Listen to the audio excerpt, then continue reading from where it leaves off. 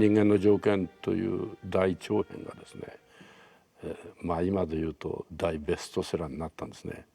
それを人参クラブと松竹というところで、映画化するということが決まったんですね。そしたらジャーナリズムもですね、新聞史上誰が舵をやるのかっていうのが大騒ぎになりまして、次戦他戦を含めて、日本の俳優さんのほとんど主役クラスの人が名前が挙がりまして、私はその前に小林監督とは「黒い川」という映画で、出演してたんですけど、これは全くのギャング役でしてね、およそヒューマニストであるこの人間条件の舵には全く合わないなと思って、また皆さんも僕の名前なんか出さずにですね、で私も半分諦めてました。それが随分準備に映画は随分時間がかかったと思うんですけれども、その間全然主役は誰かと舵は誰かというのは決まってませんでしたね。はい、である時僕だと知らされて監督が決定したという。で監督もいろいろ当時これは中国を舞台にした映画ですけれども、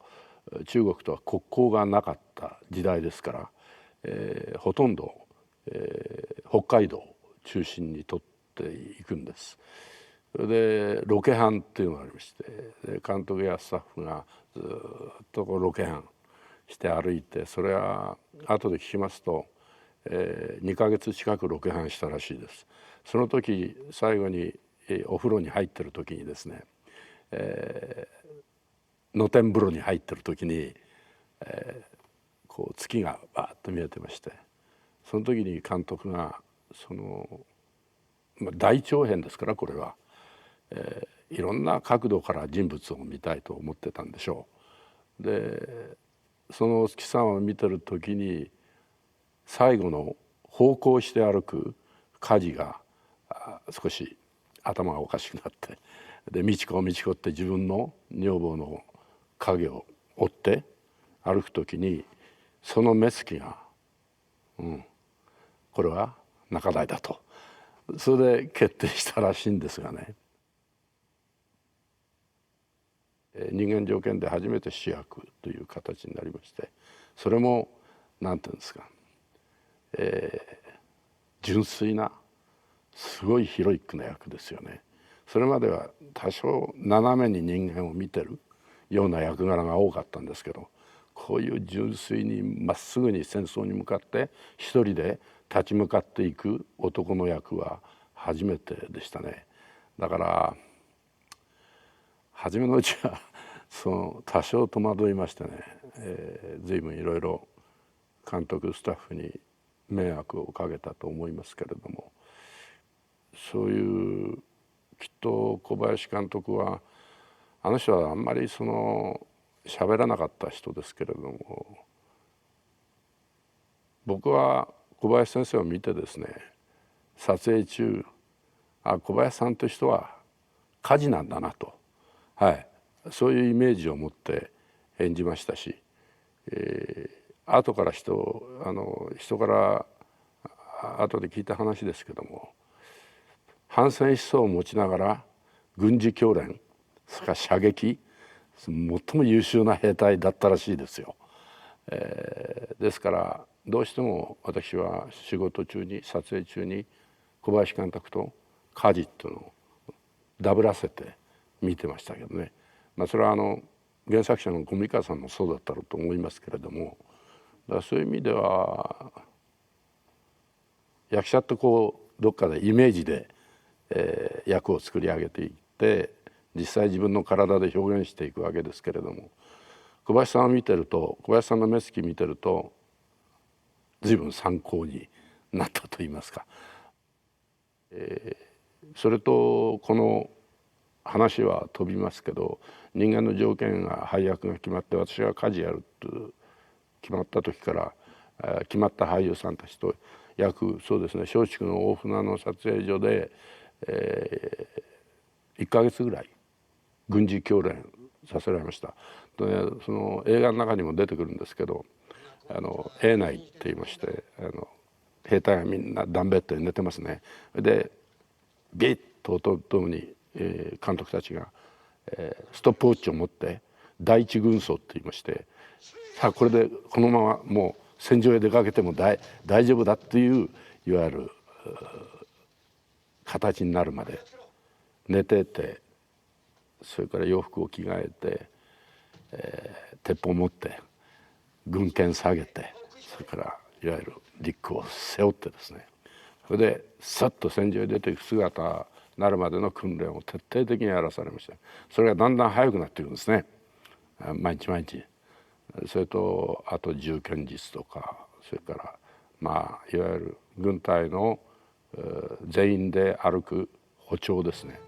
それを一番重視、それを約1ヶ月以上やったと思うんですけど、それから兵隊としてどうやって兵隊を演ずる役者がどれだけの訓練を受けるかということも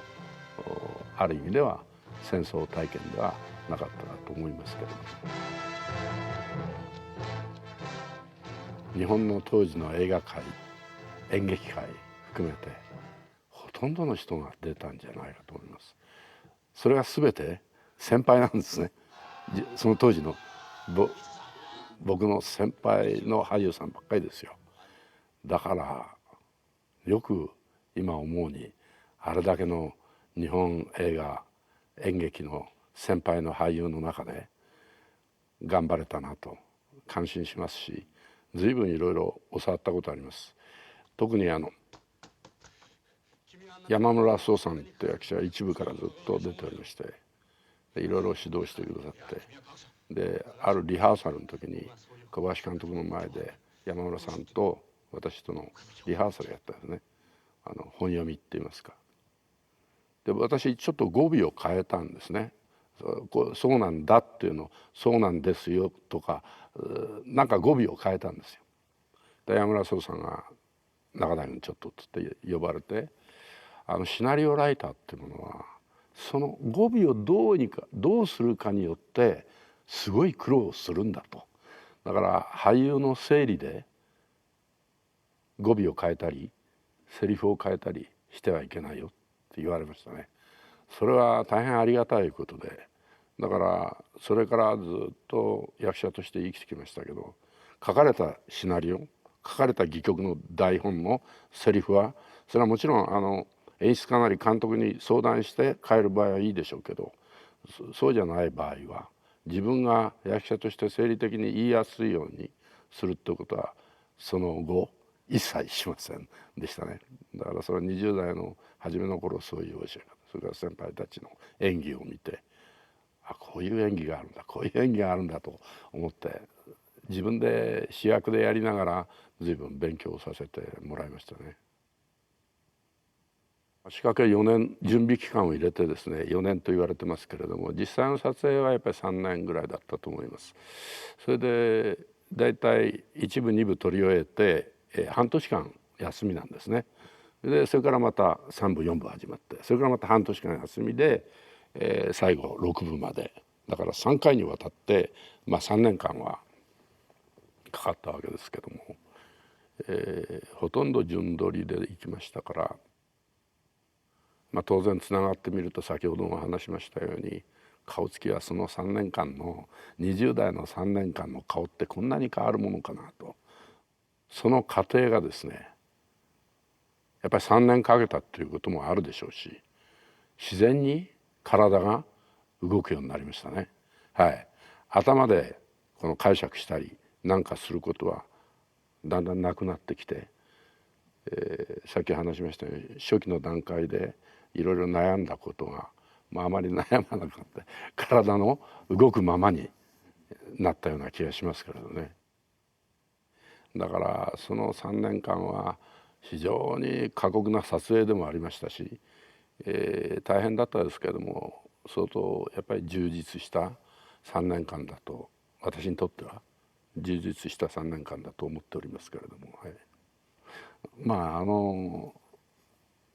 3年間一つも病気しなかったのは私と小林監督だけですか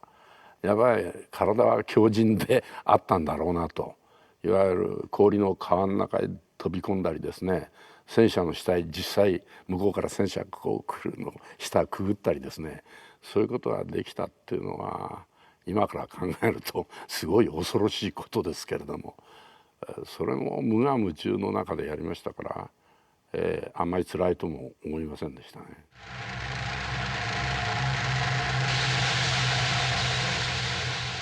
でカメラマンはこの僕より下に穴を掘ってレンズだけこう出して、そこは材木やなんかでがっちりして、で私のところは単なる土だわけですよ周り。まあやっぱり前の日からちょっと食欲がなかったり敵はまた降りてきて探すでしょうね。兵って言いますか、軍隊の、中にまあ昔は鉄拳と言いましてね、なんかミスするとパカパカ殴られるわけですね。それを僕が一番多い時に20人ぐらいの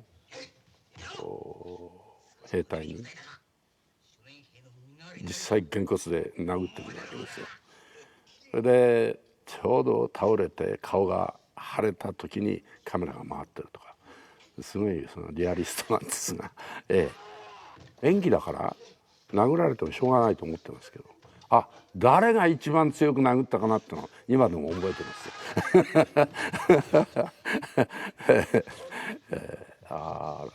まあ今ねそんな撮影したことないでしょうけど、またそういう腫れた顔を撮っていくというようなこともしましたし、もうこれは一番最後ラストシーンですけれども、梶はついに倒れたと、荒野の中で倒れたと雪屋さんさんと吹き注ぐ、それがずっと小さな山になったというところで、この「人間の条件」の原作は終わってるんですね。その時実際に小林監督もそうですし、宮島さんというカメラマンもそうですけど、すごいリアリストでして、実際に、北海道のサロベツ原野というところで撮ったんですけど、もう吹雪がすごい時に実際にカメラ回して私は横たわってですね、雪がその小山のようになるまで撮影するわけです。私にとってだんだん例えば人回し2台か3台で回してたと思うんですが、僕の姿が雪の中に隠れて小山のようになる。やっぱりだんだんもう朦朧としてきまして、投資っていうのはこういう感じかなと思うぐらいまで撮影しカメラ回ってました。でやっと OK ということができてて、で僕はもう当時そうですね、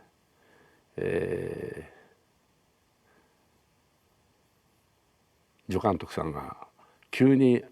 温めると、凍傷になると、でまず裸にされてパンパン叩かれて、それから、ベニヤに囲まれた火があるところへ、それでやっとこう人心地ついたと言いますか。そしたら監督も宮島さんももう帰ってるんですね。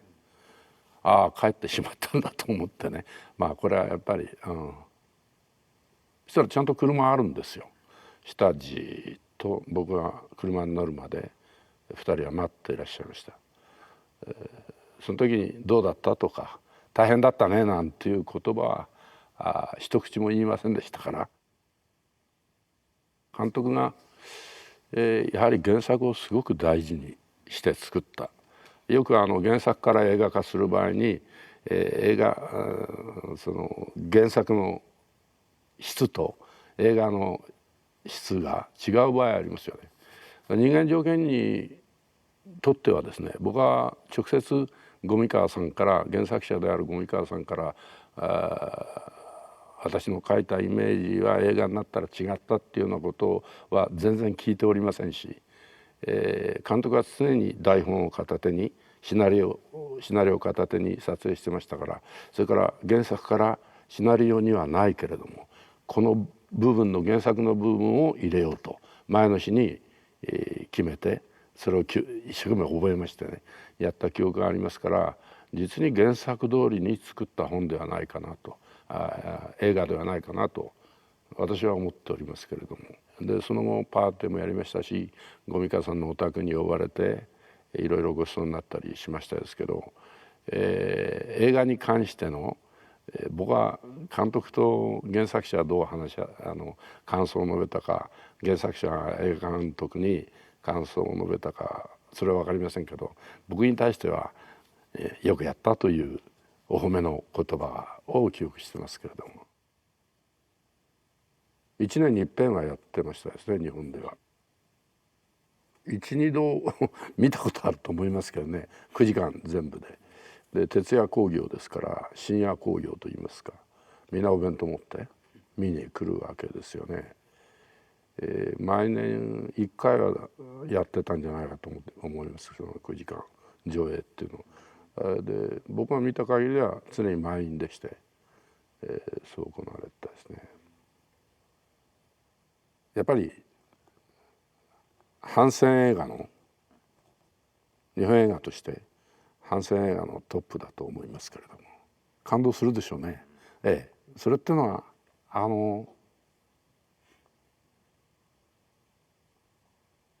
できた直後は、こう人間条件ができた直後はやっぱりこういう客席の後ろから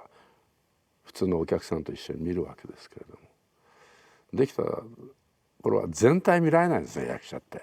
自分の演技中心に見るんですね。これだけ年月が経ちますと全体として割と客観的にこの人間の条件という映画を今見ると若い時よりも理解できるんじゃないかと思いますけれども、はい。